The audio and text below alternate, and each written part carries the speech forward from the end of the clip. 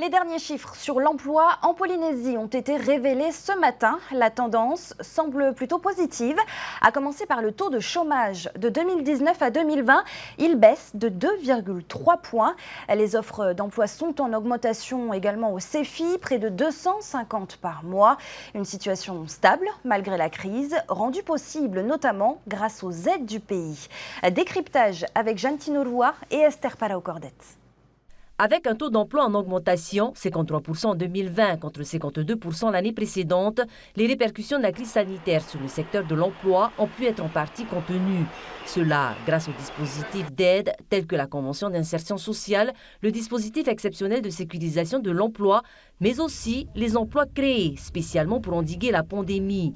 Un soutien financier du pays qui a triplé ces 2 dernières années. En année normale, en 2019, le soutien du pays en matière de mesures d'aide à l'emploi était de l'ordre de 5,5 milliards.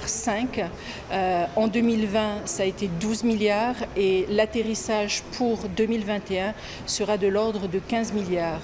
Donc le pays n'a jamais autant déployé de moyens, non seulement pour sauvegarder l'emploi, mais également pour accompagner les demandeurs d'emploi, mais surtout, et je crois que c'est important, également les familles et les personnes qui sont en grande précarité en mettant en place des dispositifs qu'on peut qualifier d'amortisseurs sociaux. En matière d'offres d'emploi, les propositions d'embauche, elles aussi, rencontrent une réelle dynamique. Le CEFI, le service de l'emploi, de la formation et de l'insertion professionnelle, enregistre un total de 1100 offres, dont 250 nouvelles propositions chaque mois. Il y a des offres d'emploi en ce moment, donc on incite les demandeurs d'emploi à venir au CEFI et surtout les demandeurs d'emploi qui sont à Papeete bénéficient d'un diagnostic renforcé. Donc ils viennent s'inscrire au CEFI, ils ont un vrai diagnostic avec un conseiller en évolution professionnelle qui va pouvoir co-construire avec le demandeur d'emploi son parcours jusqu'à l'emploi pérenne. En 2021, 64 846 salariés sont enregistrés à la CPS contre plus de 67 000 avant la crise.